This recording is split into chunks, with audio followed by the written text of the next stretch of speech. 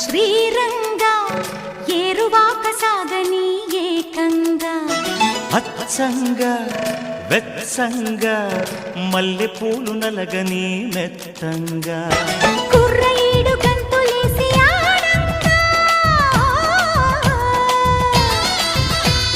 కొంటె పెదవి ముద్దు పాట పాడంగా పన్నెగాడు వెన్ను తట్టగా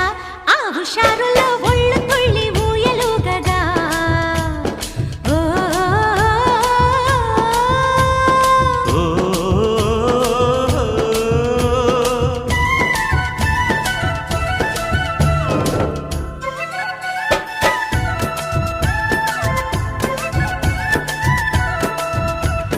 ఓ రంగ